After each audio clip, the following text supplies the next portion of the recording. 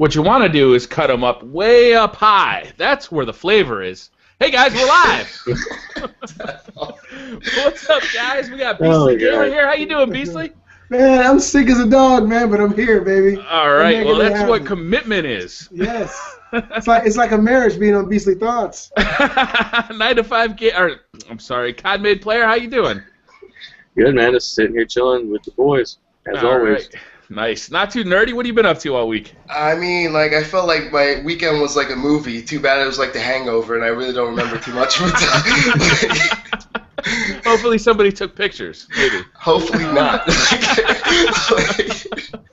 You didn't go to Bangkok, did you? No. So you went to Atlantic City, is that what I heard? Yes, sir. Oh, man. I remember being single and going to Atlantic City. This weekend I spent printing out projects and hooking up printers for projects. That was fun. Awesome, man. You make your daily trip to the Home Depot? No, I went to Staples this weekend. Okay. Nice. So what do we got for this week? We had a lot of exciting news. Yeah, I want to start off by saying something, guys. All right. For all the guys who have gone exclusively to the next-gen consoles, I really feel bad for you. There's some really good games out right now. I've been playing South Park: The Stick of Truth. Well, actually, I started playing it, and then my wife took over and just started going crazy on it. I'm playing Castlevania, Lords of Shadow 2. These games, these last-gen consoles still have a lot of life in them, and I feel bad for the guys who can't go back and play these games, man, because there's a lot of good stuff still potentially in the win for these last-gen consoles. I thought South Park came out for PS4. Am I wrong? No, it's PS3 and Xbox 360 and PC. Oh, okay. All right. Well, that's too bad. I would have liked to see it hit the new ones. And more likely they'll cash in later on. They'll wait like a little while and bring it out again, so people will buy it again. Yeah. They'll do that. Yeah. But the thing is, with a game like that, the graphic style, there's not too much more you can do as far as an up-res version because it's South Park. So it would be basically the same game. So if they release that at a later date, it's just to piss people off and make you wait. Yeah. You know, for me, it's less about the graphics and more about the fact that now that the Xbox One and PS4 are hooked up, I just don't want to take the time to drag the old console out of the closet and hook it up. Yeah. So it's, if there's something really compelling that I had to play, and South Park isn't that game for me because I'm not a big fan, but if there was something that was super compelling, then I would do it. And actually, my PS3 is still hooked up downstairs. The thing is, though, with the South Park, like, I got it for PC. I just started. First of all, it might be the funniest game I ever played. Like, it's just funny. Like, everything about it, there's hidden things around it. It's just funny. But frames per second, it's locked at 30 frames per second for PC. Mm-hmm. They do that on purpose so it looks like it's like the TV show, the way they move and stuff. So it won't let it go any faster. So in reality, for next gen, there's really no purpose of going to next gen because it's locked at the frame rate and it's going to be the same way. So, but it's funny though. Yeah. It's definitely fun. That's fair. COD Made Player, what you been playing this week, baby? I just checked out Dead Nation. I kind of like the game. It kind of reminds me of like the old arcade games you used to play and stuff. It's not bad. The co-op is pretty fun. I think that's pretty cool that they did that. Like you're saying, yeah, PS3 is actually getting a lot of good games coming out for the PlayStation Plus users. I mean, us PS4 users, we're still getting a decent amount. Not the best games, but they're not too old or they're not boring and stuff. And just trying to look up on more news. I think I'm gonna start doing comedy skits, comedy montages for Call of Duty Ghosts here eventually. Just to change it up a little bit, give people some different stuff, like some bloopers to start trolling people and all that good stuff. Maybe start doing like a drunk COD every Wednesday or something. That's too much. That's a classic right there. That's classic. I've tried to do that. It is hard to play COD drunk. I gotta keep one eye closed because there's two of everything, so I gotta keep one eye closed. So, but yeah, that's basically what I'm trying to do. I want to ask you a question, COD Made. Now, you've been playing Dead Nation. I know that Not Too Nerdy played as well. You play with 9 to 5 too, right? Yeah, we play with 9 to 5. I have the game on my PS4. I have not even played it yet. What are your thoughts on the game so far? Like, if you could give me a preview of what you think. It's fun. It's like one of those shooters that, people, come out, nowhere. There's zombies everywhere. They have different speeds. Some zombies are slow walking ones, and then all of a sudden ones will just sprint up at you. Then they have like the ones that are like a blob size that they'll explode next to you. So it's pretty cool. Like there's different things where you have to find like health to regain your health, and try to get rank up your ammo and stuff like that. That's very important in between levels, and it's cool when you play. I don't know how to play single player because I didn't play single player. I only did co-op so far. But with co-op, if you die, you go back to the beginning of that level. Is it the same way, combat player, if you play single player? Like, you don't lose the game?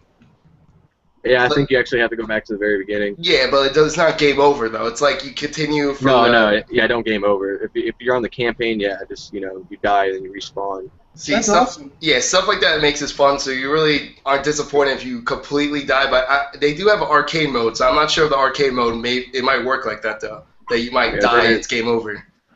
Yeah, then it's like the original GTA version on the PS1, and it's a sky view of, running around and shooting and stuff like that. So it's not a bad little game, it's free. Who cares, play it if you like it, It's fun co-op, though. I think that game's like a lot more fun co-op way. So, pretty cool. And it's free. I mean, free is fun. So, like, you can't argue with free. Like, that's my favorite price. That free 99. Yeah, it was my favorite price too for a while, but I ended up in jail too much. No, I'm just kidding, guys. I don't steal shit. Anyway, I wanted to talk to you guys and get your thoughts on something that you all know is near and dear to my heart. My good friend Zach Tretton is stepping down from his throne at Sony. What do you guys think about this? Definitely not going to affect the company too bad. I mean, I don't know. I don't know the best way to put it. Like, he basically just listened to his audience. Basically gave the rest of the Sony representatives and programmers, like, hey, this is what they want, this is what they like. But all in all, it's not like a big loss. Yeah, it's kind of tragic in a way. It made news everywhere, but it's not the worst thing in the world. They're still going to go on.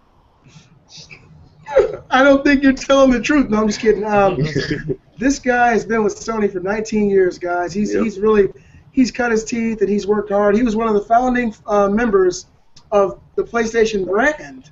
So he's been at this thing going full force since the beginning, and he actually had a hand in all of our early adoptions of PlayStation, playing Ballerina Toshin and playing Jumping Flash. He was there back then, so I got a lot of respect for this guy. I didn't know nearly as much about him until after I got this news. I didn't know how long he'd been with Sony, but when I found out his resume and the things that he's done with the company, it really it hit me hard that this guy, he's pushed forward this agenda for us, the gamers, and made things grand for us. And I don't think he could have left Sony in a better position than he is now as far as stepping down. He put the PS4 in a position to take over and is doing really, really well. It resonates with the consumers. And during the pre-show, not too nerdy, you made a comment about his delivery and the way that he comes across. Why don't you elaborate on that? Let me know what you had to say about it. I think the way he talks, he sort of relates more to the gamers. Like, he has a way of public speaking that I think that's what Sony is going to miss overall, because with Yoshida and all the rest of them, they're not really they're not going to be able to relate to the gamers. Gamers won't be able to relate to them. So we're going to have to see if the guy that's replacing them is actually going to be able to do the same job, because anytime he spoke, it seemed like he had epic moments when he said something. Like, for example, the E3 moment that everyone's going to remember, he went up on stage and he got everyone fired up and was ready for next generation. He knew exactly the words that the gamers wanted to hear, and I think that's his part of his mind. He knew what people wanted to hear, and he tried to achieve that. So other than that, I don't think they're really going to miss anything company-wise. It's sort of it's a passing of the time. It's good someone else has a chance now to do this, and it just shows that Sony also has opportunity to use a different mindset, different minds to show, because now Sony has to move on. Sony has to do different things, and that's the only way they're going to survive as a company. So I think that this is a good move for everyone, for him and for them. And he didn't leave them in a bad position. He left them in a really good position too. So. What do you think, BriarRabbit? I think it is good to go out on top, and he is definitely doing that. If you're thinking about retiring, why not go out now when PlayStation 4 just sold 6 million consoles? you know, there's no way you can have more success than what you're having right now. If he's planning on working in the future, you know, anybody would be happy to hire him. If he's not planning on working in the future, he's got war stories that he could tell for the rest of his life and be like, hey, you know, while you're sitting on the beach in Belize, you could be telling this story about how you made Sony the #1 console in the world. Yeah, that's awesome. I mean, and it's true. He is going out on top and ended it the right way. His PR person probably should have talked to Anderson Silva and told him to do that. Because imagine if he went and fought Major Nelson and kicked him and broke his leg. And, you know, he went out on the top and have been in a lot of trouble. So that's what you do, man. When you're in a position like that you can't be touched, you're head and shoulders above the rest.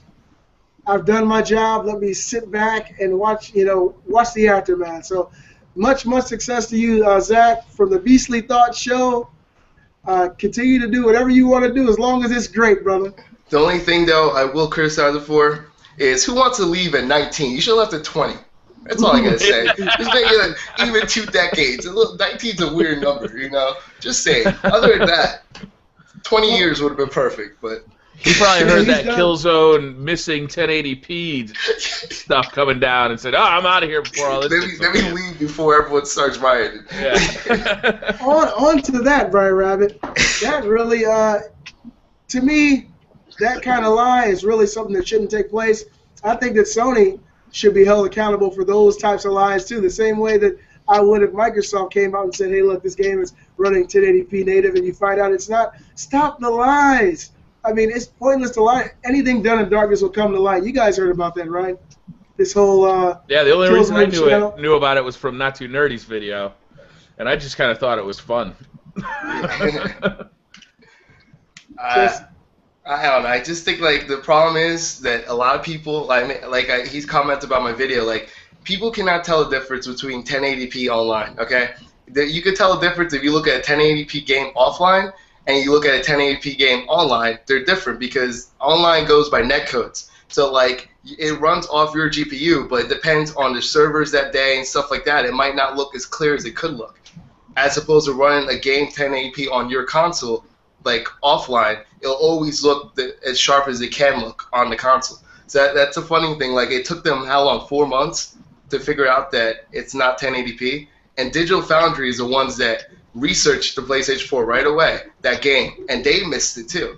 So that just shows how minimal these changes are. People are like making a big deal out of 1080p when in reality you can't tell sometimes. Like, so I think that's funny. In the end, it really doesn't make a difference, and that's proof right there that they pretty much fooled us all, and no one knew. It had to be so damn close because of Digital Foundries. If they did their research, and this is what the company is known for, and they weren't able to catch it, it must have been just a sliver off, you know? Yeah, I think that's true. Was it 900p the game was running at? It's different dimensions, 960 by 1080p, so that's not normal. But what it is, that's more an interlace, so it's not true progressive like for 1080p. So that's why like they got confused because they never seen that dimension before, and they thought it was 1080p, and then when they actually looked at it, they said that it's not. And that's what Sony had to admit to it later. But ultimately, that game looked fantastic, though. Regardless of what, I mean, it looks amazing. That's not that game's problem. Is the resolution it's running at. The game is boring, and that's the problem. Speaking of boring games, Titanfall. No, I'm just kidding. I knew that was coming. Vince Zampella, guys. They were doing this future Titanfall event. And he tweeted out that his studio did not sell Titanfall to Microsoft, meaning that's more hope for people like myself that the next Titanfall will be on other consoles. What do you guys think about that? Have you guys heard about it? Yeah, I've heard a little bit about it. I just thought it was another rumor that's just been going around. Just about like everything else. So it seemed to confuse more people than anything else. He tweeted out that he doesn't know what all the confusion is about the future of the game. And that Respawn did not sell the rights to the game to Microsoft. EA made a deal with Microsoft for the first game. For the first one? For the first game. So if they make a franchise out of it, well, most likely it'll be a multi-platform game. Yeah, I Depends want on who shows up with a bucket full of money. And Microsoft got the money, man. Well, see, that's the thing that got me, like, too. Like, when the Xbox One came out, they had Dead Rising 3 to themselves. But the 2 games before that, it was a multi-platform game. That's what kind of pissed me off, because I really liked that game. I enjoyed it. The co-op looked awesome, because you could play the whole game with a friend, and it was just for the Xbox One. But the 2 before that were multi-platform. So, in a way, I kind of see what you're saying, but I just hate it when they do that. One game comes out or 2 games come out, the next game only one console's going to get it, or vice versa. It's just ridiculous how they do that. Yeah, that'll never happen again, though. EA, Microsoft used to have a lot of in-house studios. It seems like they got rid of them all. Sorry, Microsoft, I thought used to have a lot of in-house studios. It seems like they got rid of them all, and now instead of having in-house development, what they're doing is they're just throwing that money out at developers and saying, just make your game Xbox exclusive. That way we don't have to deal with the development stuff. We'll just give you the money to make it an exclusive. Sony doesn't get it. It can still be available on the PS or on the PC. Microsoft wins. Gamers, win. Xbox gamers win, but they don't have to deal with all the extra development headaches. And I don't know if that's really a good thing for gamers. I'd rather see multi-platform games and let the best console win. But I don't know. It just seems like the road they're on right now, and it seems like Sony's going to have to also start playing that game. Otherwise, they're going to start losing more and more exclusives. Well, the thing is, I don't think that'll ever happen again. The only reason why it happens is because Microsoft, first of all, last generation, people thought Xbox 360 is going to sell more. So EA already had a close arrangement with Microsoft to begin with. And this whole time, EA figured that, remember, Microsoft is supposed to have the DRM on it. So they figured that they're going to make full sales, plus they're getting money, and Microsoft will be the winning console right now. They had no idea what was going to happen after the whole event. This deal went down before all that. So they already thought they were making full profit, plus to get money advance. And that's who wouldn't take that offer. But now that they know, if they knew that the PlayStation 4 is to be as good as it was right now, and that whole reverse decision, the 180 for the Xbox One, they never would have did that. They would have went to every console. They would have wanted to make the most profit available, and especially EA. EA wants to make money, so they'll never do that again. That's why I think that the next time they have it, obviously it's going to go to everyone. That was the only reason. That's why I think Microsoft sort of got lucky with the timing of it, and it'll pretty much never happen again. That only happens when the next generation is starting. So it probably won't happen again like that. Okay, so let me get this right. That's not too nerdy. Stamp of approval. The Titanfall 2 will be on PS4. I almost guarantee it. It's gonna happen because it's gonna happen. They're going to, and plus they're gonna switch up, get out of that Source engine too. They're gonna go to Source engine number 2 because that's the only thing holding them back too, I think. Yeah, but how long do you think we're gonna have to wait for that? 2, 3, 4 years? Another one comes out? I think 2 years because EA already made sure and they announced the same thing Battlefield. They're not going to rush something in 1 year anymore because Battlefield 4 is a perfect example of what happens when they rush. So they're not going to do that anymore, I think. They're going to do 2 years, every 2 years. Yeah, that's what I was hearing about, a lot of stuff. I guess EA has control of Battlefront, and I guess they're coming out with another game, too, in a year or so, and they've been working on it for a while, and people had questions if it was going to have crashing and stuff like Battlefield 4.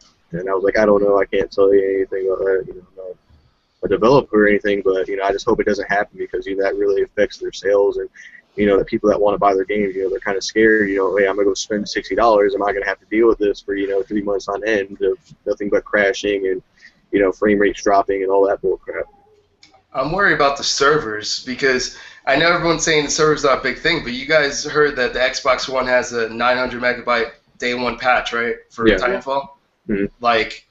How's that could work on the server? That's why if it works well, then that shows right there that the servers are really good, what people are saying. But if it doesn't work well, then I don't know. That's gonna be the ultimate test, to be honest with you. That's a major patch. I'm actually gonna be buying that game digitally too, so I'll be downloading 16 gigs day one, and I'm sure there'll be a lot of people doing it. I don't think they're doing a download before the game releases either, so you gotta download it that day, which sucks. Same thing for PC though, for Origin. You can't do the PC early download either. I think it's even bigger on the PC too. Somebody told me it's like I can't remember the exact stat, but it was a big ass file. I'm not looking forward to that. Like,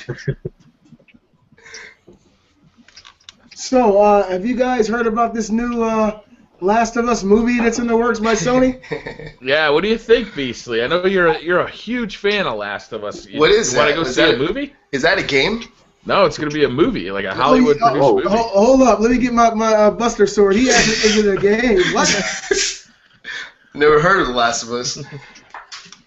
Yeah, man. Sony Screen Gems is they have the movie in post-production now. It's being written Post-production? Oh, okay. Pre-production. I'm sorry. It's in production now. Let's use some ebonics here. They're making a movie, okay? But at any rate, they have the actual writers from The Last of Us writing the script for the film. And so that is something that kind of hit me as, okay, this is potentially good news, because for the last 25 years, we've been hit with a slew of lackluster video games and movie conversions. Unless you might have one out of every 20 video game to movie conversions that work, but only because they steal the plot from another film, like Enter the Dragon. Let's make Mortal Kombat, but turn it into Enter the Dragon. It's crap, But I think if they have the original writers from The Last of Us, who actually have the true video game canon, at the forefront of their mind, this movie could end up being really, really good. So, what do you guys think about it? I'm loving this. I'd rather see them make a new story, right? A Last of Us story, and put it into an 8 to 10 hour game than an hour and a half movie. I'd rather have a new game, a new Last of Us game, than a movie. I would too, because the game is better than like any movie I've ever watched. But the thing is, during the pre-show, not too nerdy, he made a good point that Sony is right now changing gears. They're interested in jumping on all fronts as far as making as much revenue as possible, just like they're doing with Spider-Man. And they want to, attack this movie front and hopefully bring in more money from, the Last of Us game, turning it into a movie. Now, I don't think that this movie will, per se, have anything to do with the game, the original. I don't think it will, because the developers of the game did not want to continue on with the story of Joel and Ellie. They've already voiced that numerous times. Yeah. And so I'm thinking that this will be either a completely different aspect, of this universe, story told about different people, or it'll be a prequel to the game in some way. I don't think that it's going to be particularly Joel and Ellie in this movie. I think it's going to be in the universe, but it's going to be something a little bit different. What do you guys think about that? So, how many movies do we have so far? We got The Last of Us, Sly Cooper, Jak and Daxter, Ratchet and Clank. God of War. What was the other one? God of War. Yeah, like they got all these movies that are coming out for Heavenly Sword. And they keep turning down the script for Uncharted, and they keep trying to write it and turn it down. So Sony's making moves. Like, they have to capitalize on their franchises. It's just that my fear is, like, I don't know how it's going to work because, for example, like I said, like games like The Last of Us, Uncharted, these are already games that are like movies. They tell a story already. Yeah. So how does that work out to, the actual movie? Like, what do you do? Do you just make it in the same world, just different people, or what do you do? And same thing why Metal Gear never got done, Metal Gear Solid, because it's been movies, like Okajima, he made it like a movie. So that's something people will love to see, but in reality, didn't you already see it by playing the game? You got to live the movie. With all due respect, Metal Gear Solid, no movie has that many plot twists. It's true. Because that game has a million plot twists. Yeah. But the thing is, something that we're not thinking about, because BriarRabbit said he'd rather play an 8 to 10 hour new game of The Last of Us versus a 2-hour movie that may or may not be good. A lot of people aren't gamers. A lot of people might see the trailer and be like, wow, that looks intriguing, but I don't play video games. I don't have time for it. I got kids, I got work, I got all this stuff going on, I can't play the game.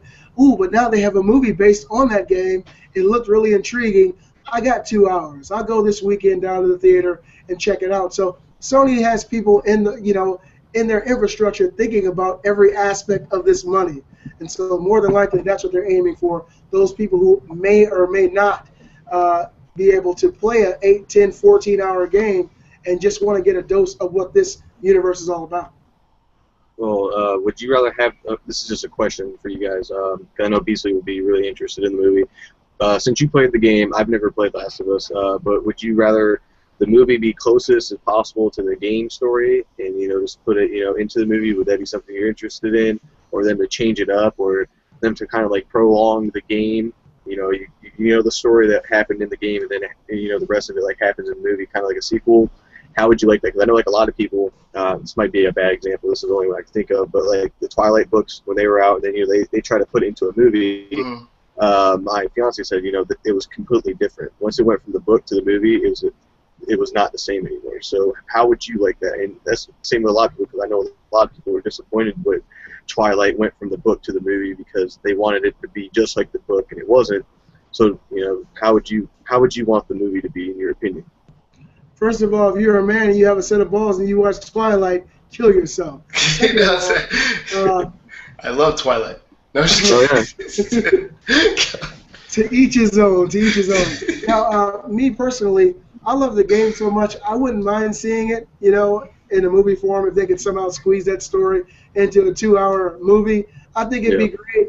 But how often does that happen? Very seldom will you ever. Look, they did it with Psycho, and you see that was a huge flop. They did a shot-for-shot remake telling the original story. Now, if they could somehow tell the story of The Last of Us in 2.5 hours, I think it'd be great. You know what to expect, though. So it wouldn't be as exciting, especially for the people who are interested in the canon of the game. I think they'd have to change aspects of it. Personally, either one would work fine for me. I would like to see the story of the game retold, and I'd like to see something new because I love the universe of The Last of Us. I don't just love the characters. I love what's going on. I love the infection. I love the story. I love the world, and I'd like to see anything in that whole universe. Yeah. I can't say I'm particularly excited about this. To me, it seems like Last of Us was a very special thing. It was a great story with two very fleshed out characters that had really good evolved, character arcs, right? And it was touching. It was really good. The world itself, I don't know. It wasn't that special. It was relatively generic as far as kind of futuristic, zombie, apocalyptic things go. I can't imagine that just slapping the name Last of Us on a movie that's set in a futuristic, apocalyptic, zombie-filled world is really going to be all that special. To me, the special thing about Last of Us was the characters, Joel and Ellie. I think that was what's special. If they're not going to be in there, then this movie has nothing for me, really. I'd rather just get a sequel to The Last of Us, written by the same guys with updated play mechanics, and I don't think trying to draw people who haven't played the game to the movie theater to watch the movie about something they don't really care about, I don't know if that's really that successful, and normally these things flop right on their faces anyway, so I'd rather just see another game. Put all your resources toward another game. Sell another 6 million copies of the game, and let's go. Like, going towards what you said, though, that they usually flop, I feel like it does that for, like, comic books a lot. Like, it's harder to do these because people have to understand there's a movie adaptation to it. So, like, they're going to make it a little bit different to fit in the movie world. Like, it's someone else's transformative work. Like, they're trying to say their vision of it. And The Walking Dead. The Walking Dead, perfect example of that that transformation to film. And some people's like, oh, why this didn't happen in the comic book, but it happened on the show. Like, you have to understand, they're two different worlds, they're two different things, and like that's why some of these movies flop. Is not that there's a bad movie, just people say, oh, it wasn't like what I expected, or it wasn't like what I saw. And now you have like, you don't know who you're trying to attract anymore. Are you trying to attract the new audience, or are you trying to attract the people who liked it? Because the people who liked it want it to be exactly the same way. They liked that version, So by you changing it, now who are you trying to grab? And that's the problem I see them having. But if you did something like God of War, first of all, if the people that did 300 did God of War, I think that style would be awesome for God of War. But other than that, like, how are you going to do God of War? Is everything going to be like CGI? Like, what are you going to do to it? Like, that's the thing I don't understand. If they make it like 300, what was that? They'd have to manipulate it. I don't think they can keep it the same because God of War was like such a big game series. It would be drastically too much to put in to an hour and a half, 2 hour movie. Not just that, how gory it is, you know, like Yeah. like they're gonna have to tone it down a lot, unless, like I said, they do it like that comic book art style, like 300. Like if they do it like that, then they can get away with that. They're gonna make the whole movie one QuickTime event, and they're gonna put little buttons in front of everybody's seat, and to see the next scene, you're gonna have to hit that damn button as fast as you can. Dude, that would actually be kind of awesome, though. And like they go by the amount of people, whoever pressed the things right, that's what will happen, or otherwise it says game over. Now, look, I want to get back to what BriarRabbit said, because I want to respectfully disagree with BriarRabbit. Now, BriarRabbit, you said that The Last of Us, the thing that made it, as entertaining for you and was special for you was Joel and Ellie. Yeah. And that's very, very true. Now, for me personally, I think pretty much all the characters in the game were special from Tess on.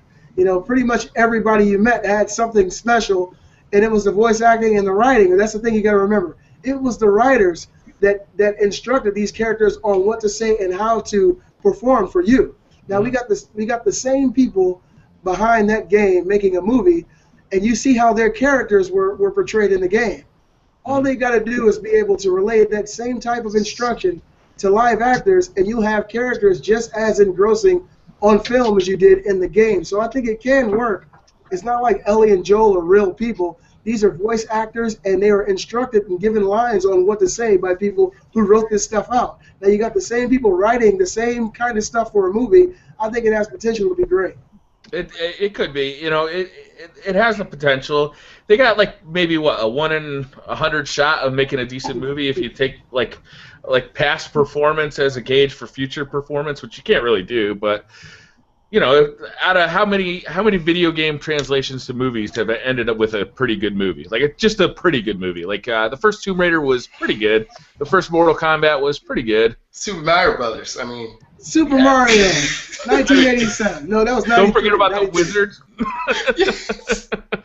No, but like going back what BriarRabbit said though, I agree with him in a way that like for the new people, like the people that are trying to attract to this movie, like this is a world they've seen before. They've seen people stranded in like a apocalyptic world. They've seen zombies before. So for them to see the trailer of it, like what's really good attractive to that movie that's different? That's what I think he's like saying. I don't know, correct me if I'm wrong, but I think like it's the world itself, the environment. And like the thing that made The Last of Us so great is, like you said, Beast the Gamer, is the people, the characters, and how they acted.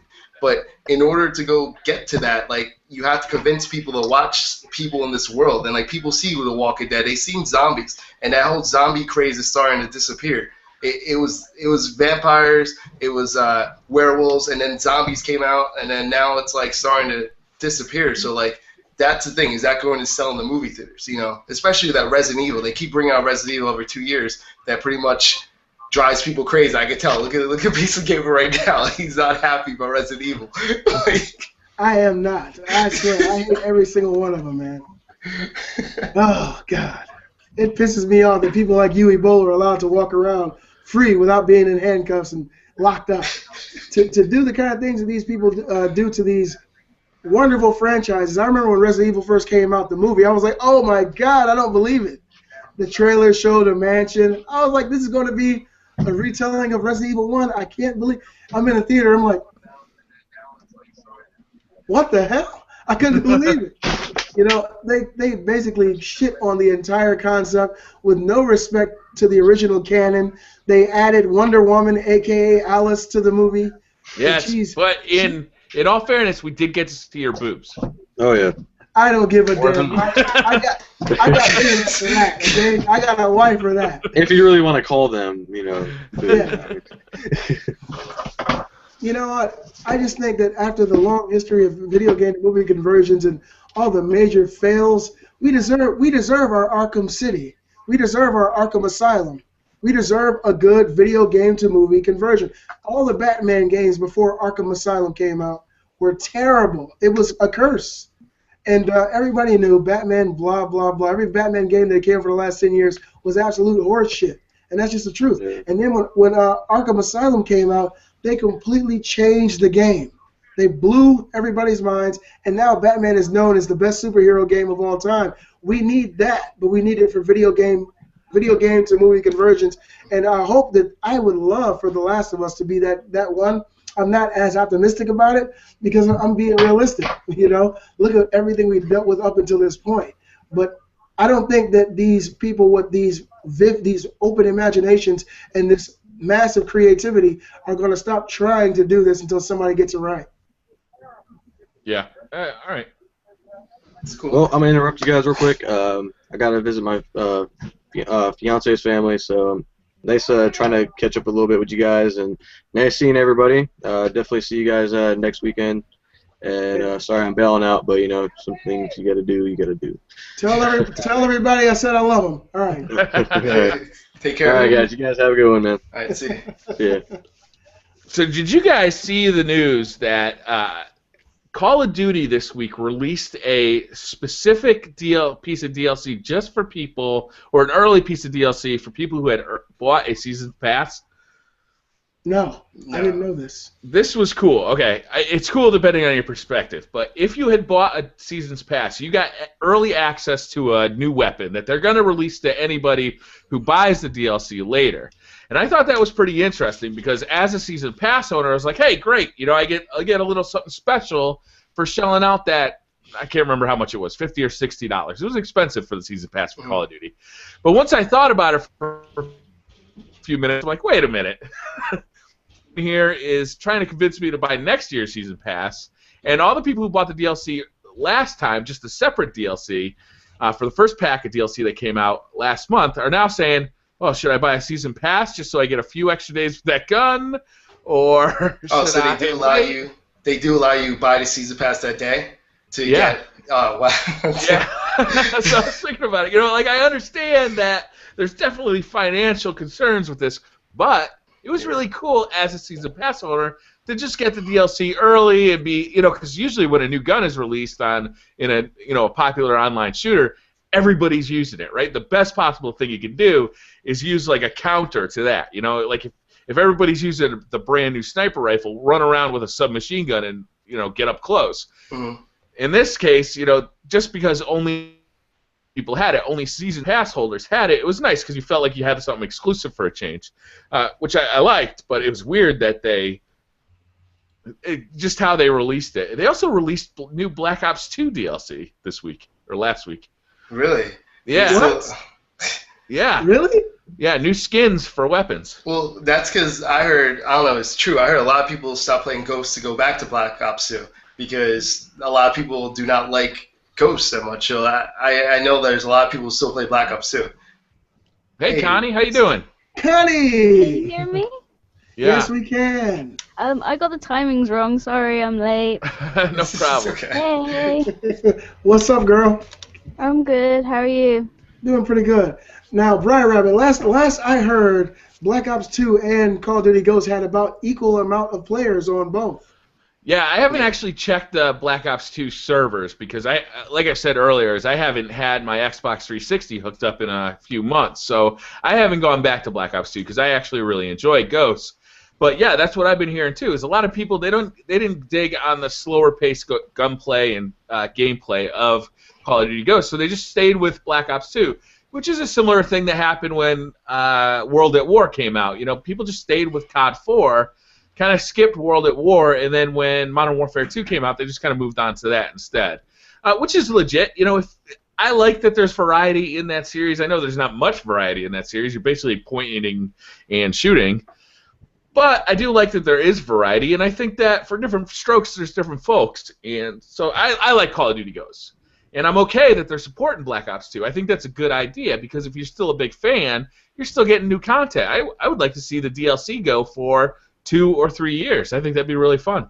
Now, you just mentioned World at War. Do you think the next one's going to go back to World War II? Or? No, I think it's going to be... I'm a big Drifter fan. He gets a lot of exclusive Call of Duty news, and he got some pretty big news that Sledgehammer Games, who is going to be releasing the next Call of Duty, is going to be releasing Modern Warfare 4. Okay. Wow, that's going to be exciting. Well, Connie, what have you been up to this week, girl? My PC is now up and running, which is Marvelous. I just need to get I need to get another hard drive because I haven't got enough memory to actually record anything. So I just ordered that yesterday, and that should come Tuesday. So other than that, I've been streaming. Sweet. And so you're going to be doing some PC gaming then, huh? Yeah. I downloaded a game yesterday. It was on sale on Steam, and it's called One Finger Punch. Have you guys played that? No, it sounds dirty though. It's like a kung fu game, and you click on the mouse, and you've got to just punch people. I was playing that all day. It's brilliant. Oh my god. Now, I wanted to ask you guys a question. If a game was 400 hours through a single-player campaign, but the game was really fun, would you complete it? Yeah. Probably not. Yeah. But I know, BriarRabbit, you're not the biggest fan of Metal Gear Solid, but Hideo Kojima just came out and said that he's thinking that the customers, the people who buy Metal Gear Solid 5, the Phantom Pain, may take issue with the game because it's 200 times bigger than Ground Zeroes. That makes it about 400 hours, and I think that's marvelous, man. Because I'm a big Metal Gear Solid fan. That's 400 hours. I'm going to have a gray beard when I'm done, looking like Gandalf.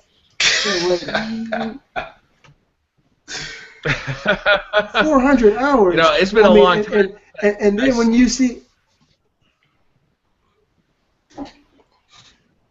Did we lose it? It's been a long time since I sunk my teeth into something that was really long. And by really long, I mean like a 40-hour RPG, like a Final Fantasy type of thing. I just don't have the time for it. You know, I have 2 jobs. I've got 2 kids. I got a wife. I got a wedding I'm planning. I got, you know, YouTube. I like playing Call of Duty. I like fast action shooters. Are you talking 400 or 200 hours to play through it?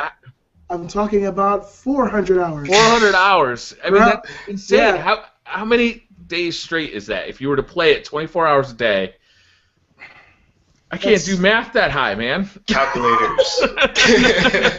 16 days. 16 days. I mean, I would forget the characters at the beginning of the story by I got to the end. It'd be like living in real life, playing a video game.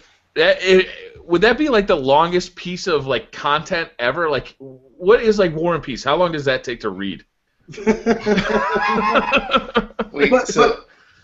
go ahead. Yeah, I was just saying, is this including cutscenes? The 400 hours? I think sure, it's like 80% cutscenes, knowing him. Yeah. Well, you know, Kojima, he has an affinity for having long cutscenes. Yeah. And I'm pretty sure that included, you know, all the content in the game. But we know that Ground Zeroes is sitting at around 2 hours before any side missions. And he said that the Phantom Pain is 200 times longer than Ground Zeroes. So that's 400 hours, man. And So you haven't officially said, yeah, it's 400 hours. It's just people taking the literal term of 200 times more. Well, that would be 400 hours. Yeah, I just saying, like, because when Kojima says it's not that long, like, his cutscenes, those are long. So if he says something is long, I might take his, like, I might take his word for it. Like, my cutscenes aren't that long. Next thing you know, like 2 hours later, I came back and was like, oh man, it's fine. I can play. Yes. Like, well, Connie, the thing is, Hideo Kojima came out. I think it was yesterday, and he made that comment. He said that he's worried that the people who buy the game are going to get frustrated and not be able to complete it because of how long it takes. Now, the fact that Kojima, he's known for making these incredibly long games. Metal Gear Solid Peace Walker on the PSP was longer than like Metal Gear Solid 4. I mean, these games are huge, and the fact that he's saying something like that, and he already has his track record of making very long games, this thing has to be gigantic. It has to be huge.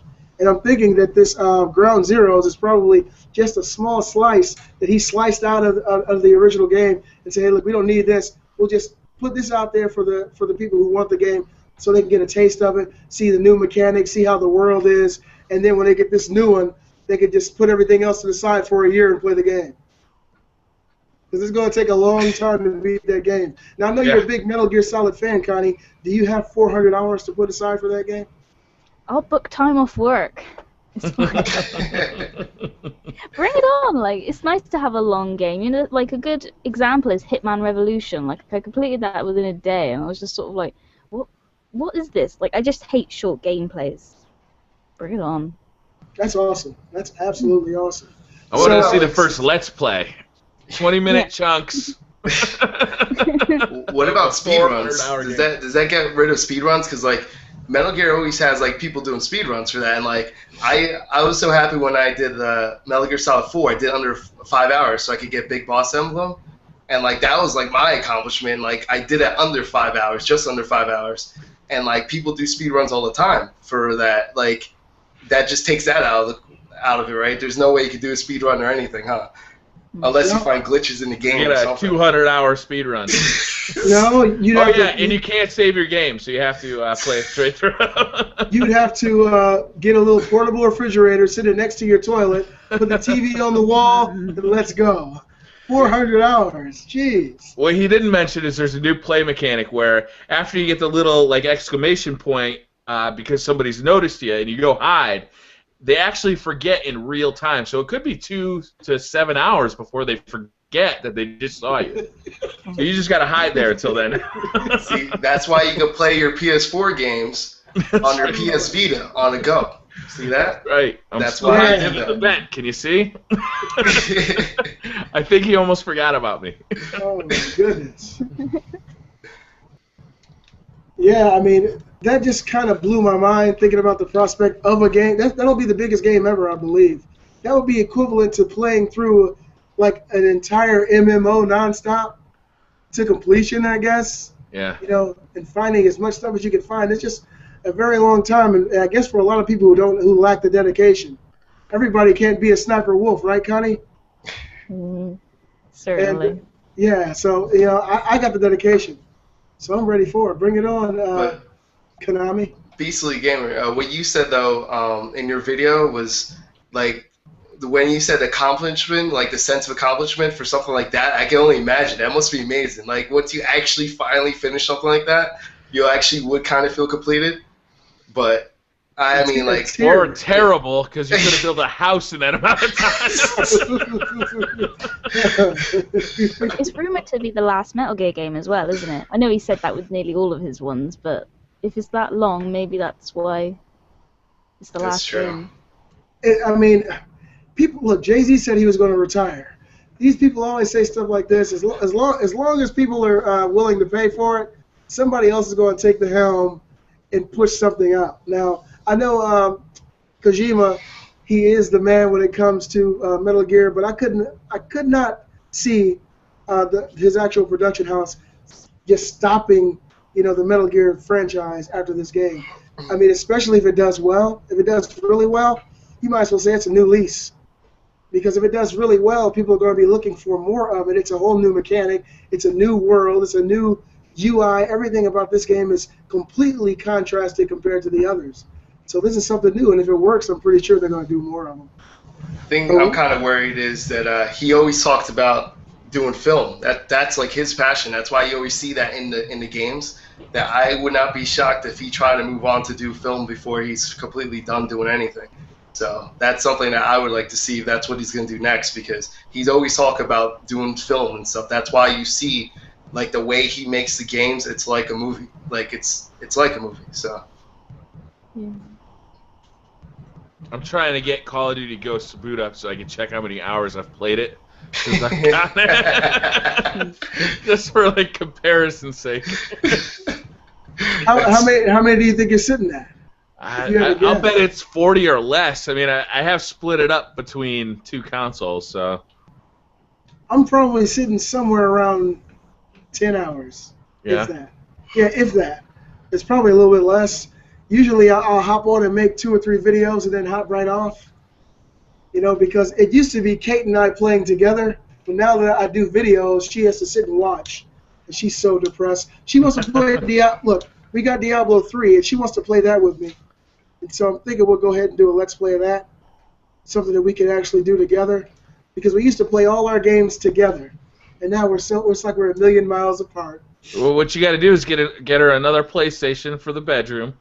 We got 4, BriarRabbit. Oh. PlayStation 4 though, so that you can she can be on your team and you guys can play together. Oh, you've got 4 PlayStation 4s? No, I got 1 PS4. I got 4 PS3s, 2 360s, and no Xbox Ones. Yay! I got you guys beat on the Call of Duty Ghost, by the way. A solid 2 hours. 2 hours. Son, you be killing them fools. Yeah, I went on that. I'm like, I'm going back to Black Ops 2. I played that a little bit more. I'm not a fan of Call of Duty Ghosts at all, but it just gets too crazy. I like it a lot more now than I used to. BriarRabbit will tell you guys when it first came out. I talked to him all the time. I said I fucking hate this game. There's campers everywhere. I feel like I'm running through the field, a Little House on the Prairie. It's so wide open, and he said, the force is not strong with you. Let me talk to you for a little bit. and he kind of helped me out and explained, some of the newer nuances about the game. And I took it in, and it worked out, But I still honestly think Black Ops 2 is better. I just haven't gone back to it because going back to the PS3 means I have to start using L1 and R1, and I'm not doing that shit. Yeah. And if you see, most people on YouTube have montages how good they are.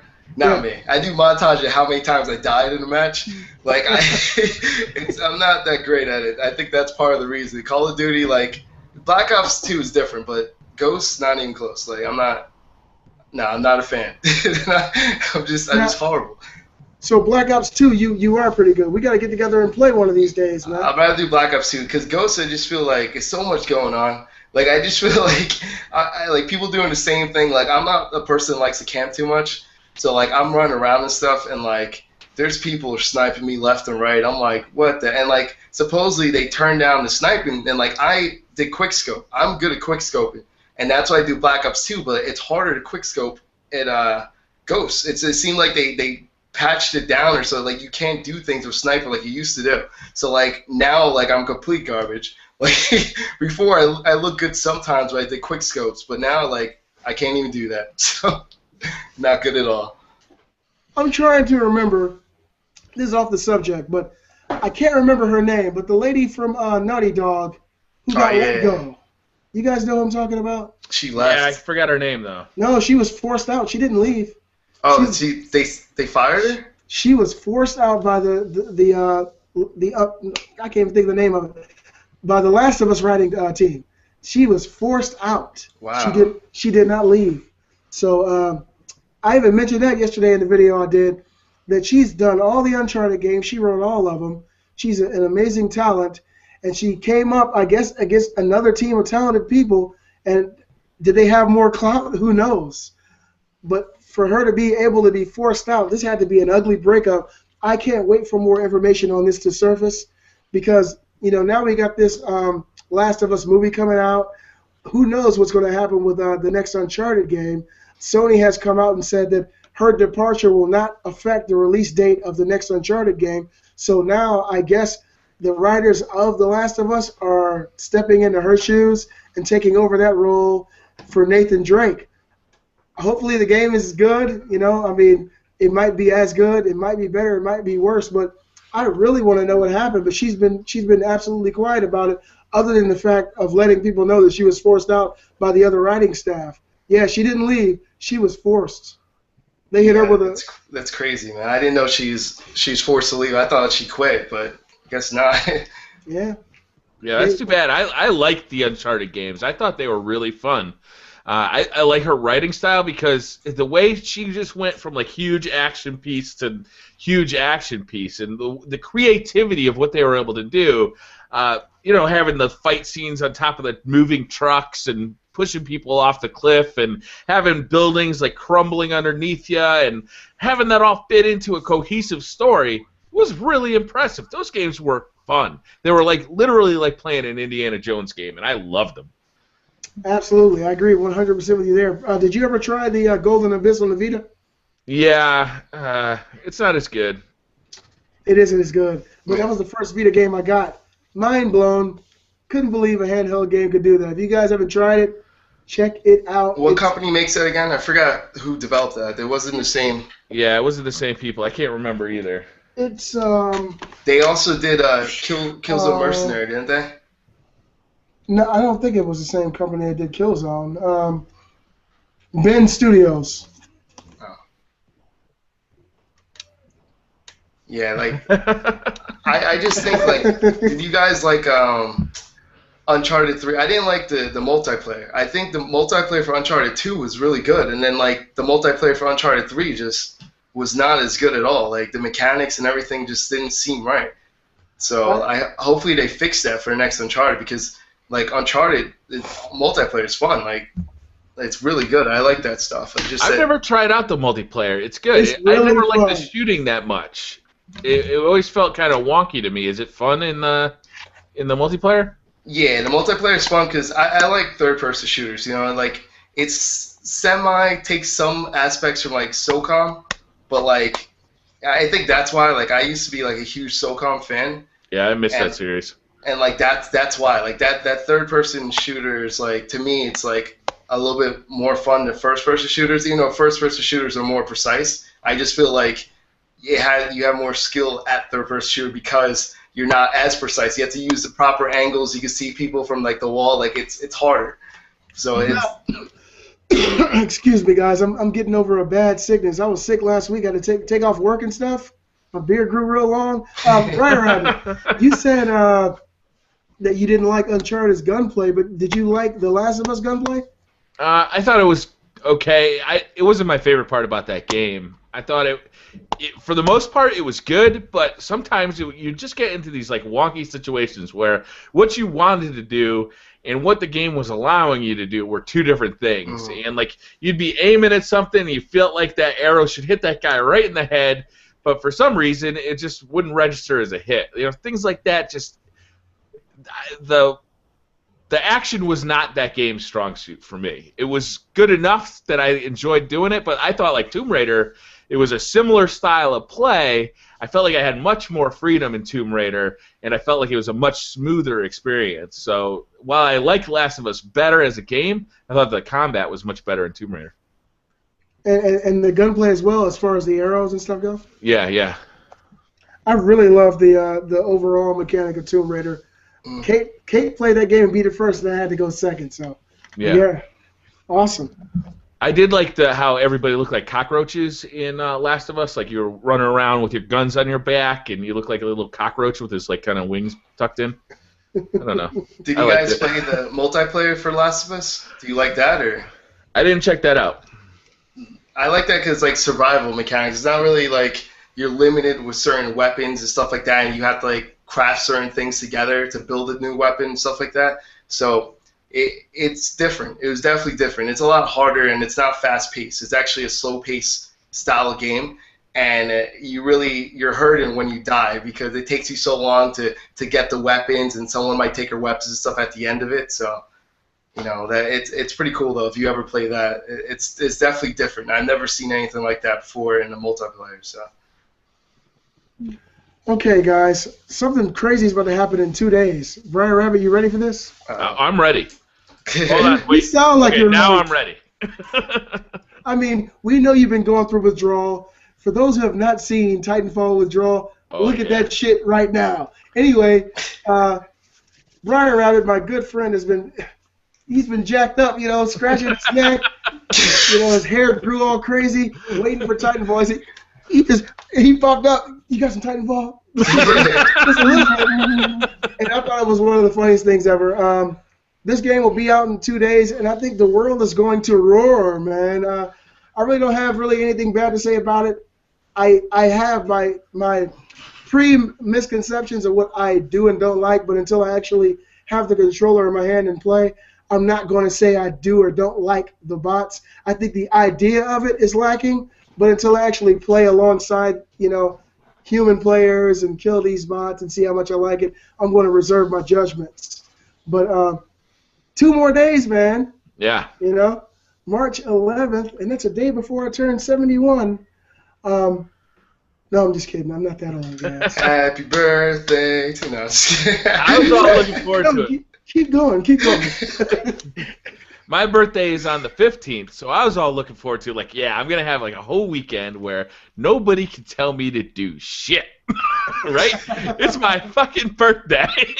I'm going to be sitting in front of a TV, playing Titanfall, getting served cake. That is going to be my weekend. I'm about to steal your idea there, buddy. Unfortunately, we're because of the wedding, we're going to see family. So, no Titanfall next weekend. But I can't wait to get a hold of this thing. I saw a complete weapon list, or what they advertise as a complete weapon list. It looks really interesting. I liked a lot of the weapons that I saw in the beta. I can't wait to try the other Titans out. I just can't wait to get a hold of, like, the full game, because I'll admit that toward the end of the beta, I was getting a little bored because I wanted to try out new weapons and new combinations of, this equipment and that weapon and, this ability with that Titan. That's a lot of the fun of these shooters to me is, kind of building your perfect soldier and getting out there and kicking ass. So I can't wait to see what they've got in store for us. I can't wait to see what they do for DLC. I heard that the special edition of this game is $250. And it doesn't include the DLC. Nope, doesn't include the was it the premium package or whatever? Yeah, it's $250. Well, what do you get? Like you get a light up statue. Oh please, you better send me a picture of that shit. I mean, $250. $250. And no DLC. No DLC. The DLC only costs $25, but still. It's crazy, man. Now, have you heard anything about these monsters in the game, BriarRabbit? No, I've heard like little rumors and a little bit of speculation. I don't even know what to think about that yet. Well, he did say that I think it's Zampella. Yeah, he said that the DLC that's going to be coming out for this game is going to be some free DLC and then some paid. But he said there's so many aspects as far as characters and enemies that they wanted to include in this game, but they did not have time to do. He said so that'll be included in the future DLC. So maybe these giant monsters that'll fight the Titans will be released as DLC. Because I know I've heard and seen a lot as far as speculation on these giant monsters, like Pacific Rim style. Pacific Rim, yeah, that's what. We talked about 2 weeks ago. I forgot the name of the movie. But, yeah, these Pacific Rim-type monsters that you'll be able to fight with your Titan, I think that'll add a whole new dynamic, to feel like a giant badass fighting against some giant monsters, man. Yeah, I was thinking about it, like, how cool would it be if you were just in the middle of a multiplayer match, and all of a sudden a bunch of these big-ass monsters drop in, and you have to, the whole game dynamic changes. You have to now team up with what was your enemy, so that somebody survives this like monster attack. So like the conditions for winning completely change. Like you're no longer fighting, that other team, or maybe like the monsters are player controlled characters. How cool would that be? And they just drop in. I heard that the monsters are supposed to be like in a background in the beginning, and I think that's why. Like I wasn't sure. I know they're not doing anything right now. They're just in the background. Like if you look at like certain pictures already, they already show that there are in the background.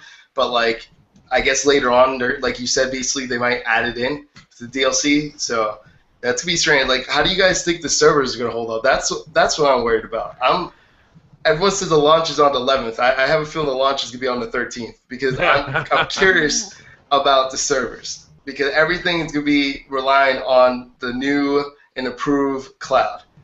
So, I'm curious. Like, what do you guys think about that? You mean the beta was strong. You mean the cloud that'll increase the video game graphics on my console? Absolutely. That cloud? Bullshit. The 11th is going to be terrible. It's going. I mean, come on. Everybody's going to be playing this game. I mean, unless Microsoft servers or dedicated servers, I should say, are that strong that it's able to withstand everybody on Xbox One playing this game at the same time because I'd say 95% of everybody with an Xbox One probably wants to play this game. That's the reason why most of the people who got an Xbox One got it in the first place. So, those servers are going to be, completely overran with, crazy tweens playing the game and BriarRabbit. Yeah. The beta was strong, though. I mean, the servers were up for the beta. There were a couple of issues, I think, here and there, but for the most part, I was able to find games, get into matches, and have a great time. And toward the end of that beta, it was an open beta. Anybody could download that game and play it. So that went smoothly. Hopefully. There's something that they didn't do in the beta though. That a lot of people for PC was capped. They didn't give the PC like all those people the beta keys. They only gave a certain amount. And I didn't get one. Yeah. The thing with the PC, it's on the same cloud as it's gonna be this. They're using Microsoft's cloud. So they didn't fully test it yet. So the people that are going to be getting it for PC are going to be on the same servers that they were not before. They only had a certain amount before. So that's why I'm saying they kind of didn't fully test it with the amount. So that when people said, oh, there's 2 million people playing it, they didn't realize that a majority of them were Xbox One. They didn't use that many PC people. And the Xbox 360 is going to be getting it, I think, after launch, right? But 2 weeks. Yeah. Which, by the way, I think that's kind of fishy to me. I think that it's actually not bad. It's not a bad game, but they don't want people buying it for the 360. They want people buying it for Xbox One. I think you're probably right about that, and it could speak to how much server traffic the Xbox 360 could create. Yeah. So, because that's where there's going to be the majority of people playing anyway, the 360. Yeah. So. I'm still kind of excited to see what the 360 version of this game looks like. Yeah. You know, I mean, you want it to be bad, don't you? No.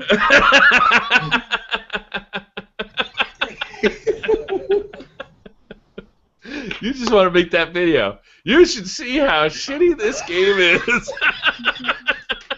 Here, let me show you. No.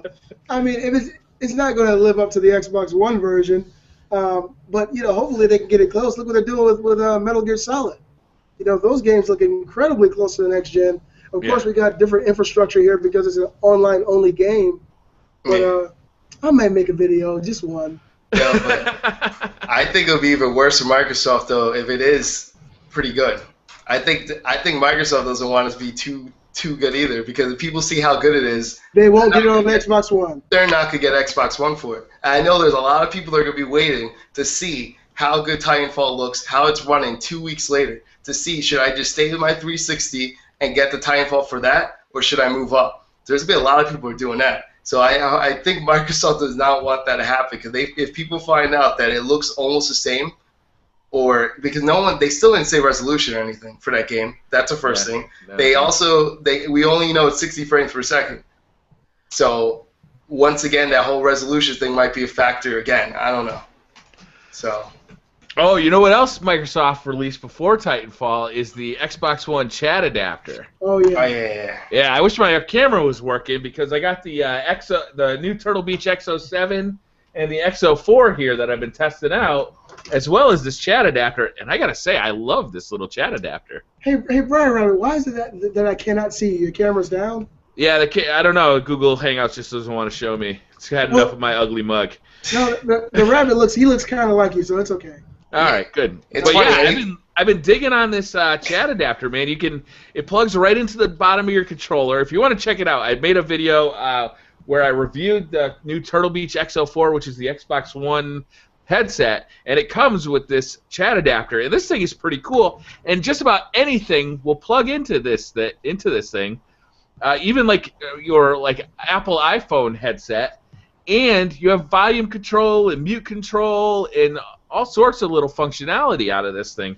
It sucks that it cost $25 that it didn't ship with the console, but now that it's finally here, I'm in love with it. It's the greatest little gadget. So it's pretty imperative for your gaming experience for the Xbox One. Yeah, it should absolutely ship in the box. So okay, that'll just make your Xbox Ones only $524.99. Okay. Yeah, that's true. But I'll tell you, I have a big problem with the PlayStation 4. The PlayStation 4 has the audio input or output on the controller, which is great because you can plug in just about any headset onto the PlayStation 4 controller. However, you can't control the volume out of that thing. That is a pain in the neck. If you want to control the volume, you got to go into the system settings. You got to exit your game, go into the system settings, and adjust it from there. With this little audio adapter that plugs into the bottom of the Xbox One controller, you can mute your microphone, you can control your chat and game volume independently, so you can just lower your chat volume or just lower your game volume, and it works with any headset. It's great. See, I had a question about your video, BriarRabbit. Yeah. When you when you did a mic test, right, for that headset, was that plugged into your PC, or was it where you're going through the Xbox One and it's recording off that? Unfortunately, I was going to my iPhone, so I was actually plugged into my iPhone, recording my voice through the 3.5-inch or 3.5 millimeter adapter. Yeah, the one thing that I noticed, like for sound quality, 3.5 millimeter like headsets actually supposedly sound the best.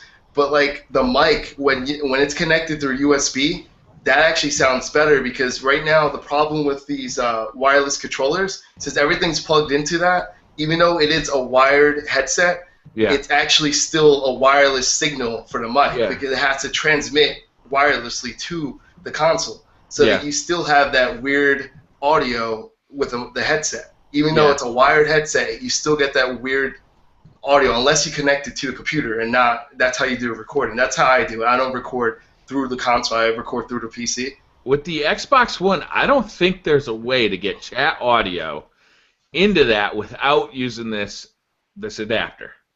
Because they don't allow USB connections to carry audio like the PlayStation does.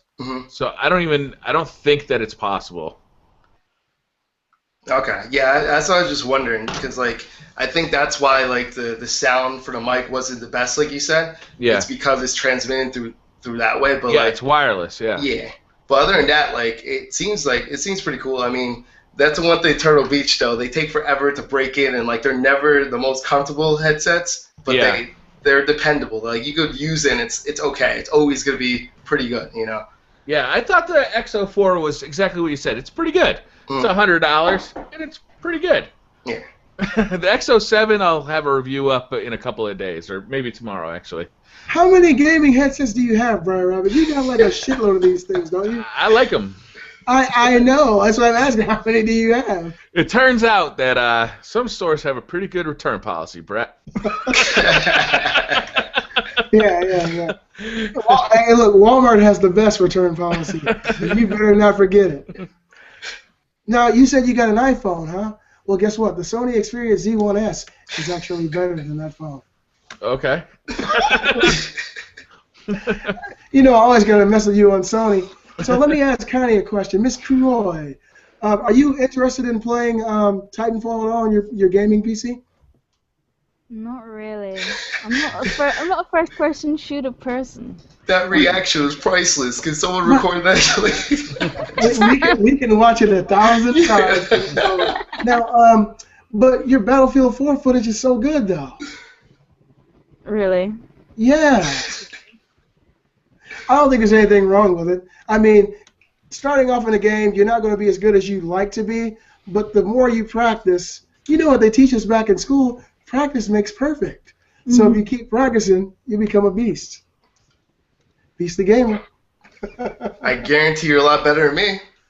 And I can stand behind that. Yeah, I mean, this man, he prides himself on being the anti-first-person shooter. So. But it's okay though. Someone always has to come in last place. Just making sure you know that. That's why I'm there. Better you than me. Damn right, BriarRabbit. Somebody's also got to come in first too, right, BriarRabbit? All right. So, what are some of the PC games you're looking forward to playing right now, Miss Croy? I've just actually bought The Walking Dead, the first one, because I never actually got into it. I felt that playing it on the PS3 is kind of a bit like iffy for me. So I just bought that the other day. I was going to do a Let's Play on it. I was looking forward to playing that. Just basically any game that isn't on a console, I was just going to try out when I get money. The game Walking Dead is extremely fun. I love it. I'm playing the second season now. I hope you enjoy that. It's a marvelous game. Yeah, I'm a bit late on the bandwagon. Oh, well, better late than never, you know? Yeah. When the Titanic pulled up on Ghostbusters, better late than never. Hey, BriarRabbit, and Not Too Dirty, did you guys get a chance to play that? The Walking Dead? Yeah. I have, if you guys look at my channel, I have all the bad choices in Season 1. I do the bad choices to make it like an evil playthrough. And it's the way it built up is pretty cool right now, except if you saw the Season 2, Episode 2, like that's what I did on Tuesday. I was really upset because there's a glitch at the end of the game. And I guess I could say the glitch. It's really not a big deal. It's the Yeah, fact that it said glitch in the title too, right? your choices are not shown on the end of that season. So everything I did throughout the game, it doesn't compare me to everyone else, and that really gets me upset because I like to show oh, this is what I did. I'm like, usually I pick like not what everyone else does, and that's why it's always fun to see that. And the choice is a blank screen. It said like your choices and it's blank. That's bullshit. They make cool games. Their narratives are really strong, but their text sucks. Yeah. Those games they lock up all the time. You're watching cutscenes and they're like skipping around. Frame rate skips, yeah. To me, it was like everyone though. Everyone I saw that played it got the same glitch. So to me, it's like, did none of their testers finish playing their own game? Yeah. Because how do you not see that the results don't show up? It's 100% guaranteed. Everyone I saw, there wasn't one person that had the results. And to me, I don't even know how you even patch that in, because I don't know if they can even patch that in. They might be able to fix it for the people that play once they patch it, but not for the people who already play.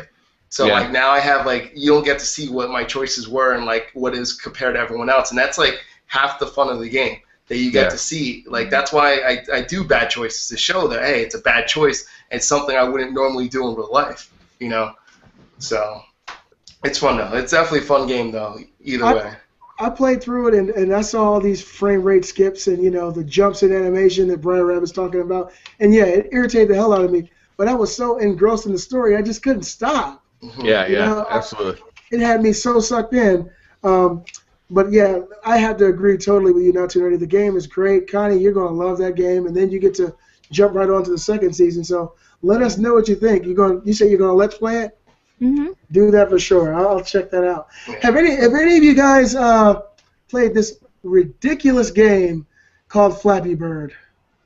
Oh, God. Yeah. What's your high score? I was told not to talk about it in public. It's kind of a private thing that I do in the privacy of my own room. Listen, man, I don't know what's going on, okay? I got this war going on in my house, okay? Everybody here has iOS and Android phones, and I've been going against my youngest son, Brandon. And I'm addicted to this damn game now, man. I can't stop playing it. It's like as soon as Beastly Thoughts is over, I'm going to be like, just going right back to it. But I'm stuck on it, man. I can't stop playing it. And if anybody doesn't have this game, it's no longer available on Google Play. If you have an Android device, subscribe to my channel, send me a message, and I'll send it to you. By the way, it's that simple. Just to let you know, though, that developer, though, even though he says that it wasn't because he was had legal action, people were saying that it had to be legal action from Nintendo. Nintendo was getting that ass. That's what it was. Because they Nintendo found out wasn't having that shit. He was making $50,000 a day. All That's off the damn change. pipes. All off the pipe. I would have tried to hold off as many days as possible. I would have been on the phone with Nintendo. Listen, we're going to shut it off tomorrow, okay? Yeah, how fast can the Vietnam court system really move here? My court date's tomorrow? Okay, I'll be there. You got it, guys. You know what? I would have changed some shit so quick in that game because, everybody loves it. You can't get it anymore unless you go through the Beastly Gamer channel. And, but I would have changed those pipes so quick, I would have turned them into something else. But the thing is, that's what sold people on it, because when you look at the picture to download it, it shows the pipe and it looks sort of like the fish from Super Mario Bros. So even though it doesn't say that that's what it is, you kind of clicked on it for that reason, and then you ended up downloading it because of that reason. So I thought Nintendo said that they're not pursuing legal action now. They never came out and said anything. They just it was probably something in the background saying take it down because you are stealing their likeness. They could definitely win that easily. Those are the exact pipes. If you look at it, the dimension, everything, they literally did it for that reason. They used the likeness on purpose. But the thing is, I'm sure this guy was just a developer starting out, and you don't really pay attention. You don't think your game's gonna be famous like that, you know? You're just doing something to put it out there. Yeah, let me put it out here. See and you didn't really think about the artwork like that, and then all of a sudden, once you get popular, then that's when people try to take the money away from you. So Now they probably could still get a huge majority of that money from him if they pursue it. But at this point, he's probably bought a new house, a PlayStation 4, and a new car. And a new name too, like new name, everything. I would have changed everything, man. Yeah. Wow. Have you seen that people have been selling their iPhones on eBay? Yeah! And I it will have say seen in the that, yeah. description, Oh my Flappy God. Bird included, and then people are buying it for like thousands, Dude, tens of yeah. thousands of stupid amount. They got him on Craigslist here in Atlanta. I was at work. I showed a buddy of mine. I live in Atlanta, Georgia. And I said, you know, this game on my phone here, I said, if you want it, let me know. I'll send it to you. He was like, okay. I said, you know, this is a very popular game. I showed him on Craigslist, $1,500 phone with Flappy Bird. $2,000 on eBay. Everybody's selling this crap. I couldn't imagine being that kind of person to say, I got my income tax return. I'm about to ball out of control, baby. I'm about to get that Flappy Bird, son. It doesn't happen like that, you know. But yeah, a lot of people are buying it, and people are putting it on there repeatedly for this ridiculous. Wait a minute, I got 2 newer phones that I don't use. Great idea, Connie. I think Pay for your holiday. I think I'm going to visit eBay today. See, speaking of eBay, I had a question for you guys. You guys usually don't talk about this, but I know, Beastly Gamer, you said you like retro games and stuff, right? Yeah. How did you feel, like it was a couple of weeks ago with the Nintendo World Championship cart that it was on eBay it sold for $100,000? Yeah. Like, how do you feel about that? Because, like, if you see the cartridge itself, it's terrible. It's the Mario one. That's the infamous Mario one. It's ripped off. The label's ripped off, and it's written Mario on it. And like people still bought it for $100,000, which I think before that it went as high as $20,000, but now it jumped up to $100,000. So like I feel like now this is gonna kill the whole market for retro community. Now everyone's trying to jack up the price for every Nintendo, Super Nintendo game. I don't know if you look at the prices now. They're unreal. You can't even get like a certain, like that's what I do. I collect games all the time, retro games, and like you can't find anything. I haven't checked the prices, but seriously, Super Nintendo games are going up. Now the reason that game sold for so much is because it actually had a chip in the front of the cartridge that did something special. It wasn't just a regular game. Well, the chip like proved that it was the World Championship cart. Like it's proven. Like people know about the Mario one. There's only like about I think 40 that exist left or whatever that people know about. And like that's what the chip's there for. The chip just proves that it's a real thing. It's not an imitation one. But the problem is after that one went up there for $100,000, and all of a sudden now you have more of them that came up. They're popping up out of nowhere, and now you're gonna get all these scammers that are out there. They're just trying to make money, and they're remaking carts to make it look like the original. So when people go out there, they can't even tell if it's a real game or if it's just a game that looks like it, and they put the ROM chip inside of it. Oh wow, that sucks. That's what people are doing. Well, listen, viewers, if any of you guys have got $20,000, I will sell you Super Castlevania 4 for Super Nintendo. not a penny less. Yeah, man. Let me see how much that's going for on eBay anyway. That's one of my favorite Super Nintendo games. I don't know. You finding it out now? Yeah, I'm about to look right now. I'll see what it's. It's probably just a few bucks. I'll tell you, I'd pay a lot of money for the original Dreamcast version of Skies of Arcadia. How much would you pay? I don't know. I'd pay $20 or more. Come on. If you had a box cart of that Castlevania game, it would be $274 it's worth right now. Damn it. That's what's going for. Damn. That's what I'm saying. And this one's brand new with the box, but the box is like a little worn out, and it's missing the paper inside of it, and it's going for $174. So that's what I'm saying. Like people are jacking up the prices. It's insane. So basically, what you're telling me is, if I keep collecting these games, I can give up this YouTube shit. You could try your best, but like, what's pretty much gonna happen? It's gonna crash eventually, and no one's gonna trust buying it anymore. So that's what's gonna happen eventually. No one's gonna make any money because no one's gonna buy it. So Since you're doing research right now, tell me what this is worth.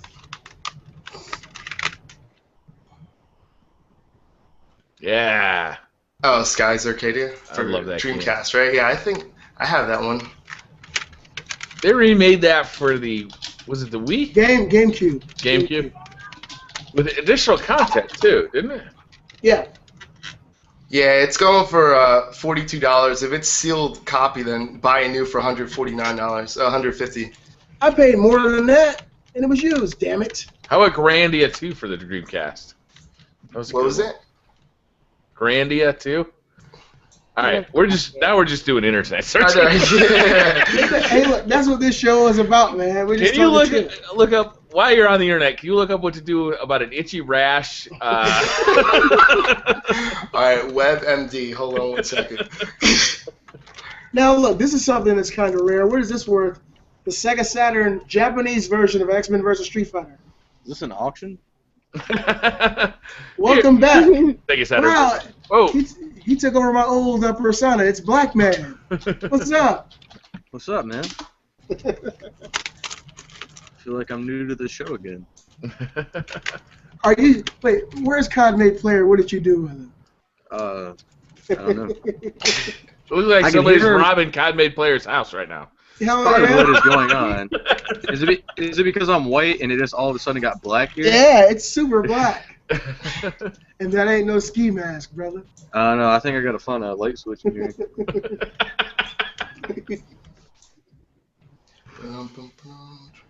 What the fuck was that?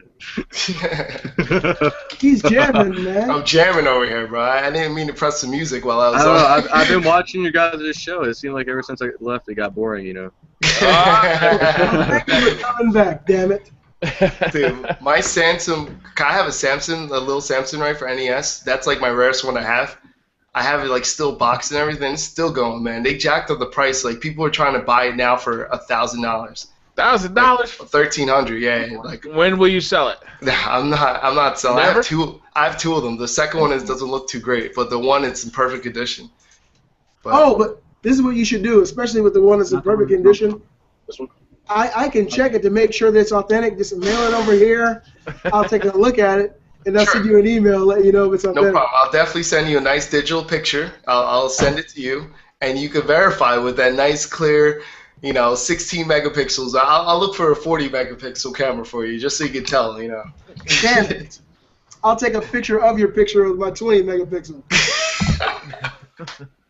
All right, I'm back. No one's robbing me now. Last one. What is this worth? The original Buster Groove. Wow. Wait, Buster Groove for what? PlayStation, the original. And it's complete.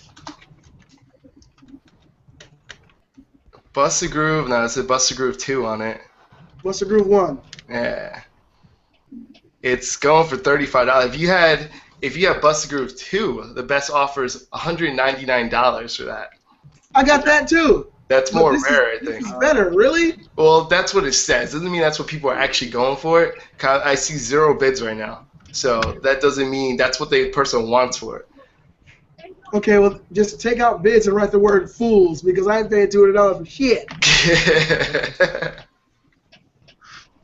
Yeah, I like to get my... Don't drink it. Who's drinking what there, Codmate Player? I don't know. I think I drank some of Chuck Norris's piss there. Is BriarRabbit still here, or is he gone? I'm still here. Oh, okay. I just saw I'm still standing. You ain't standing.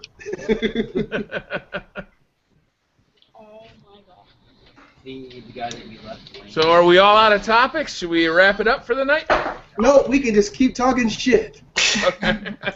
Yeah, I was about to say, damn, I get back in and everybody's like, oh, get the fuck off now. Yeah, he's back. Let's get the hell out of here. Oh, I got a question. Anyone gonna play Dark Souls 2?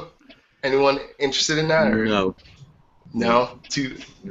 I got Demon Souls and Dark Souls, and those games are pretty hard. And then, like, right when they were coming out, there was a whole bunch of other shit that came out that wasn't quite as hard. So I gave I'm them actually both. thinking about getting Titanfall, though, for PC. Oh. I'm literally thinking about it. I don't know. It looks kind of good, just try it out for a little bit. I don't like it, I'd get rid of it, but I'm really thinking about it. I don't. Getting I don't. Hey, did we talk about this Watch Dogs thing, guys? I don't I don't think we did. Even No. when I was in here, we didn't talk about it. We need to discuss this. For people who don't know, Watch Dogs for the PlayStation 4, they just released new footage of the game, and it looks like crap. So if you guys are watching this, check it out. The videos on GameSpot.com. I think IGN did it too. The graphics have been reduced. The game has gone through a massive reduction, and Ubisoft is under fire from the consumers because they obviously expanded the world and expanded the play mechanic, but at the same time they've downgraded the graphics to the point where everybody was asking, was this a last-gen video game console that this footage was on? And then everybody found out it was actually the PS4 footage, meaning that the 2013 footage of the game and even the 2012 footage, which was the best footage ever, has all been basically thrown out at this point. So this is the big debacle. This is the big debacle that's going on right now. Who's going to try to eat what?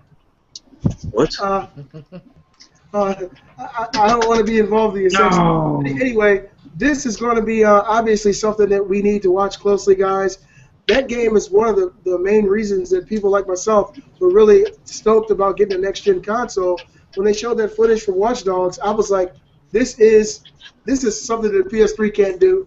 This is something that the Xbox 360 can't do. It's light years beyond that. And now it appears that they've taken so many steps back as far as the graphics of the game that it really does look like a PS3 game. Have you guys heard anything about this? Well, I've seen, well, you know, I released a video not too long about, you know, that they actually gave us a release date and blah, blah, blah. And the way I found out, because I'm sub to Machinima on YouTube, and actually seeing their trailer, and their trailer looked decently fine to me. It actually looked just like the one we've seen before. Okay. Well, so I don't know if I'll have to go check out IGN to see if there is like two different trailers that released, because the trailer I'm talking about came out the day before yesterday. Yeah, I think that's the same one I seen, but it was through Machinima. So I don't know if Machinima had an old one, but it was one I haven't seen before. So I'll go check out IGN and see if it's basically the same one. Maybe I'm just blind as hell and I just can't tell the difference. Well, the thing is, I wear glasses. When I saw it initially, I was just looking at the game, and it hit me, you know, halfway through that it didn't look as pristine as the original footage that I did see. And so I pulled up the original footage, and then I pulled up the footage of the new gameplay, and it's night and day contrast. You can easily tell that one of them looks next gen and the other one doesn't. Unfortunately, they're both on next gen consoles. Yeah, but you're actually talking about the game trailer or the gameplay? I'm talking about the gameplay. Okay, because, you know, I I've seen the first. I think Not Too Nerdy is looking at it now. Yeah, I was looking at different things. They announced that supposedly Xbox One is 900p, 30 frames per second, and PlayStation 4 is 1080p, 30 frames per second, which is common now. But I'm in the middle of a game. I can't. It still doesn't look like true 1080p for either one of them. Like, well, clearly it's not not for even Xbox One, but it didn't look right. And it's locked at 30 frames per second. So I'm kind of curious, like, what's gonna happen. Wait, what happened? Hold on, man. What the hell is that? Who is that making that noise? If you want to buy a pizza for everybody, trade. What the hell is going on? That's not big. What are you guys hearing? I hear somebody talking about pizza.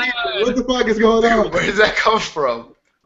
Somebody's buying pizza. Somebody's got to order some shit. Somebody said, "Don't interrupt my game." What the fuck is going on here? Who is that? Oh my god, what the fuck? Is someone in on our network? Something's going on. Dude, the watchdogs are being hacked right now. What's going on? Yeah, what the fuck is that? See, what just happened? I mean, because you were talking and then all of a sudden it drowned you out. I was like, who the hell is this? I saw Connie start laughing. I was like, what the fuck's going on here? Yeah, I heard something about pizza. Now I'm like hungry, bro. And the only person I can't see is BriarRabbit. And I was like, that's not BriarRabbit's voice. What the fuck is going on?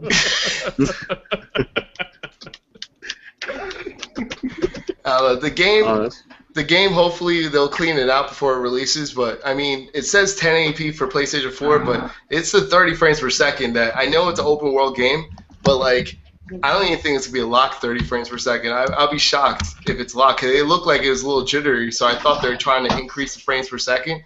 But if it's at 30 frames per second, and it looks jittery, that means that it's dropping even further below 30 frames per second. So I'm kind of curious what it's going to look be a like. disappointment. Yeah, so I don't know. We'll see. Hopefully they clean it up. They still have plenty of time to clean it up, like last-minute cleanup and stuff. So. And we have GTA 5 coming out soon. Say what now? I heard BriarRabbit say something. Wait, that game's coming out in May, is that correct? Yeah, May 27th. May 27th, so that's not a whole lot of time. Well, just for the last patches, for the cleanup, like anytime a game's jittery and stuff, and like the way the resolution is, you could clean that up within like a month. That's not like the biggest thing. It's the stability of the whole game is what you're worried about. But as long as it's stable, then you can slowly increase the resolution and clean it up little by little until it's unstable again. Then you have to reduce it again. But the thing is, though, the timing here is paramount. Their timing is so bad to release footage like this toward the end of the cycle. That's a terrible, terrible move because you brought so many people on board with the original footage. To release this footage is shoddy at best towards the end of the cycle, right when the game's getting ready to come out in 2 months. Cause they try to add functionality to it for people, and like I think that's what screwed them up. And also, it says you see the multiplayer how it works, right? You could have people jump in your game while you're playing. Yeah. And there's a switch or whatever to turn it off, so you don't have that happen. And I think that functionality is gonna mess with like something with the game. You know what I mean? That seems like it's gonna take up a lot of memory. I don't know how these next gen consoles are gonna be able to handle that. To be honest with you, that's like really pushing the console right now. So we'll see, I guess. Yeah. We shall see what happens. Now look, guys, that's all I got. Now that you know the builds and stuff. Yeah, that's all I got too. The things. Hold on. No, I hear it again, don't you? They're talking again. Hold on.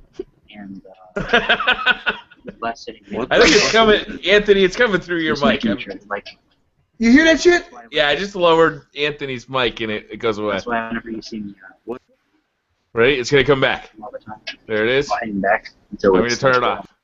There it goes. Yeah. Yeah, I don't know what it is, but God made player, you got a damn ghost in your house, and that motherfucker wants some pizza, son. it's that Ghost headset. See, it's got the Call of Duty Ghost headset. Want some of this white chocolate right here? That's what it wants. I was bugging out. I'm like, what's going on? Now I gotta You go guys to. are fucking freaking me out. You don't hear it, Call Cod? Ghostbusters and shit. Cod man, are you telling me you don't hear it? No, I don't hear it. It was coming. Dead serious. Oh, well, hold on. What did it just say, guys? I'm touching his ass. What did it say? Mic check.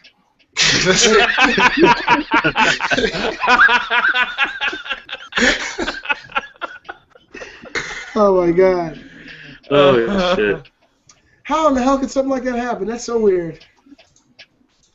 Maybe someone's Diaz give me something. Well, thanks for coming back and bringing so much glee to the show. No problem. Yeah, Beastly Gamer. Next week, actually, no, I think the week after, I'm gonna do that video for you to show you how to use your GPU for the Sony Vegas Pro 12. Yeah. I'll teach you the advanced settings for that. So. That's good. What else you got coming up next week? Not Too Nerdy. All right. Well, let's see. I'm gonna do Dark Souls 2. So I'm probably gonna die a lot. So you're definitely gonna see some rage quits live. Are you gonna do a full Let's Play of that game, like blind? Yeah, I'll watch that. I'm gonna do that. I'm gonna do Twitch stream too next week. So that's something you guys can see, the Twitch stream. I mean, I wanted to get that on PC, but the problem is that game doesn't come out to April for PC. Okay. So I'm gonna be stuck doing it for the PlayStation 3, but it's all good. But that's pretty much it. And then I have Warframe Wednesday, like always. I love that game, Warframe. It's so much fun. And then also Don't Starve on Saturdays. And that's pretty much it. You know, pretty much keep it easy. This is the first week I actually did a video every single day last week, and that was kind of crazy. So I think I'm only gonna have 4 videos or 5 videos next week. Yeah. So. Well, I'm not as on it as you were last week. I was sick as hell. I'm just getting over it today. But last night I did 4 videos. Yeah. Oh my God. It seems like these people only talk when we talk, guys. Have you noticed that? Yeah. Connie, what are you up to next week? Hopefully what I said I was going to do last week, I was going to try and do some Shenmue. I got the emulator running finally on this PC, so I was going to record that. You talk to some sailors? Yeah. Hey man, have you seen any sailors? Yeah. Yeah. And finished Broken Age. Broken Age? Mhm. Are you is that game on DS?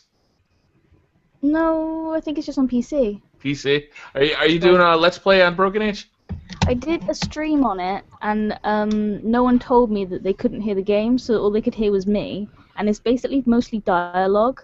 Mm-hmm. So, and the music was really pretty, but no one heard it, and I didn't know till afterwards. So I just I like I'm still how trying. Twitch doesn't give us trouble for like letting the music play, and you know I'm constantly getting content ID matches from YouTube when I do Let's Plays, and that's really annoying. I like Twitch a lot better for that. I think I'm just gonna start doing all my Let's Plays on Twitch.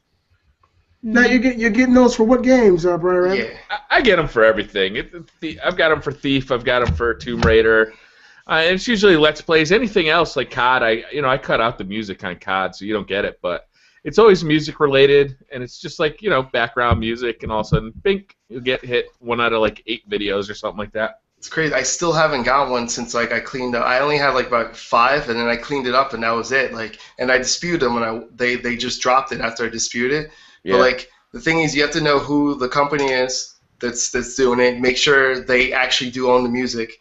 And if it's for your music, if it's just for the video content, dispute anything. It doesn't hurt you to dispute it because you're allowed to dispute. It's when they deny you after the dispute, you can't appeal it because once you appeal it, then they're going to check it. And if they still turn you down, then you got a copyright strike. Yeah. And that's what you don't want because 3 strikes you're out. So like right now, you just want to make sure that you actually just keep it as like a content ID because they don't hurt you. And but I mean like for music, I try to. For example, like with our music during credits, I mute the game or I don't even like show the credits. I skip that. Those are the ones that you really get in trouble. But the ones in the game, like you usually don't get in trouble anymore. Like I've stopped getting content ID matches for those. Yeah, I only get them rarely, but when I do, it's kind of it's annoying. Sometimes you can you shared that trick with me. You can actually take that audio right out, which is awesome. And usually that works, but sometimes it's just the option isn't available or it doesn't work properly. So what I end up doing is I basically either cut that section out of my Let's Play or I mute it and put a different music on there or something. I don't know. I just wish YouTube. I guess it's not really YouTube's problem. It's. Well, I guess just if you want to do it, just go into settings from every game from now on. Just turn down the volume of the music in the game. Yeah. Just the music and leave like the sound effects and everything else out. Then it's so quiet though. You have to grace us with your voice. Sing something, BriarRabbit. Sing something. Still playing Thief. Still hiding behind this box. This guy's walking by. He's got a torch. I think he saw. No, he didn't see me. How are you, Beastly? What are you up to this week? Well, I made two starts to a Let's Play. One for Castlevania Lords of Shadow 2, where you're playing as Dracula. Yeah. Or Gabriel Belmont. It's from I didn't see that yet. I'm going to check that out. And the other one's for South Park Stick of Truth, which is really funny. I'm letting my subscribers vote on which one I'll do the Let's Play on because I can't do them both at the same time. So whichever one they vote on, probably by Tuesday, I'll go ahead and do the Let's Play on it. South Park. Bullshit. Okay. Well, yeah, I'm getting more people saying South Park. I think I got 1 person or 2 people saying Castlevania, so it'll probably be South Park. Kate's been playing it too, so I kind of know what to expect. But yeah, that's what I'm doing this week. And I'm playing Unit 13 on the PS Vita. That's free with PlayStation Plus. Is that just right now it is? Yeah. I haven't heard of that game. What is that game? It's a third-person shooter. Kind of in the vein of SOCOM. Oh, really? Yeah, it came out with the Vita. SOCOM. It was one of the release games. Oh, really? Yeah, Okay. it's not bad at all. I think you like it. It's not COD. Oh my God! No, it's not COD, but it's a third-person shooter. It's pretty fun. All right, I'll check it out. Conmaid, what are you up to this week? Chilling with ghosts. Chilling with Ghost. He's quiet. I wanted. There he is. Can you hear me? Yeah, I can hear you.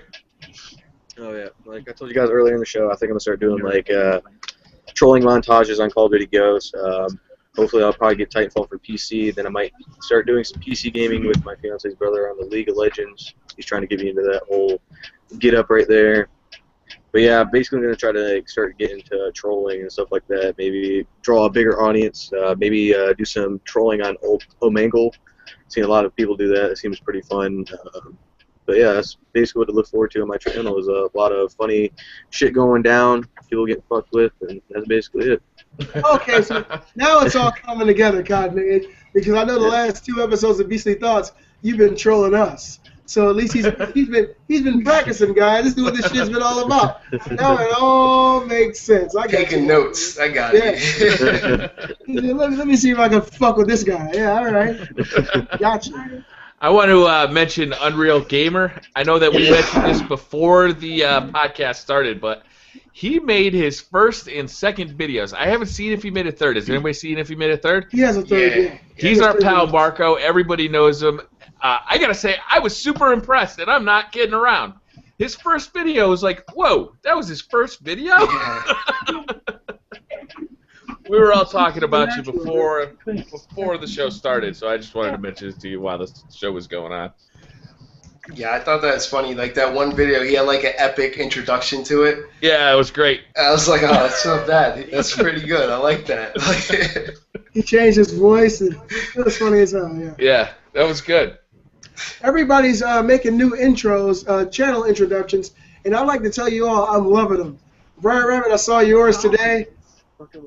I got that from Get Punked. Get Punked put that up on his channel. I was like, oh, that was a great moment, so I stole it from my intro. Somebody just screamed zombies, and I don't think it was one of us. So it threw me off. But Get Punked, if you made that, it's awesome. I thought it was great. I know, Connie, you made one too, showing your abstract ability. I think it was great. Not too early. You said you're making one, right? And I think no, Cod made. You said you're making one. And I don't know if you have one, don't you, not too early? Making what? Yeah, I have like one for like different types, depending if it's unboxing or whatever. I just see that, and I have like my basic outro that I always do, which you know, not that I think what they say like 2% of the people actually look at your outros by that time. Yeah. But you know, I still got it just in case you want to click on the videos I did throughout the week. I always put it on the end of my video. Awesome. You know what's worse than that is I'm often putting outtakes after the outro, which nobody sees. And those are pretty damn funny though. Like,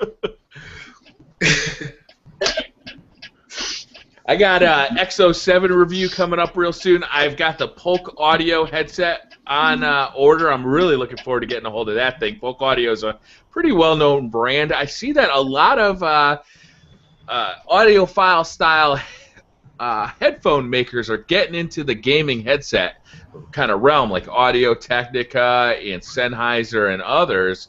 That's making me really excited for what we're going to start seeing for new headsets, because I've been using my Astro A50s for quite a while now, and they've kind of, I think, set the standard for the high end of gaming headsets, but I'm ready for that bar to get raised up. Well, I don't think it's going to be the XO7s that do it, but that review will be coming shortly. all right, cool. And we will be able to see you in that review, right? Yeah. Well, you don't like my picture of my little rabbit? You know my fiance drew that. Wait, that's not what you really look like? Damn. Yeah. Got the little pink bunny on the nose. BriarRabbit. What's the big date again? The big date is going to be May 16th. Oh no! May 16th. That's my anniversary. Is it really? You son of a gun! Now you gonna try to steal my stuff, man? That's messed up. I don't believe it. Can't you hear this guy? Damn it! I like that. That's easy to remember things. That's right. We can remind each other. Hey, man. Don't forget. Don't you have that thing coming up soon? That thing oh, that's what it was. Yeah, Anniversary. That is amazing, BriarRabbit. That makes me feel like me and you are brothers, man. That's awesome. Congratulations, man. Thank you. I can't wait. Wow, what are the chances of that? Damn. You had 364 other days, and you chose to be like the Beastly Gamer. This is the best one. I think we can all agree. Good shit. Wow. That's awesome. All right, guys. I think that's going to do it for this show. All Anybody right. else got any parting thoughts they want to impart on the world? Yeah, I just want all the viewers to know that I am black. West Side. No, okay, go ahead.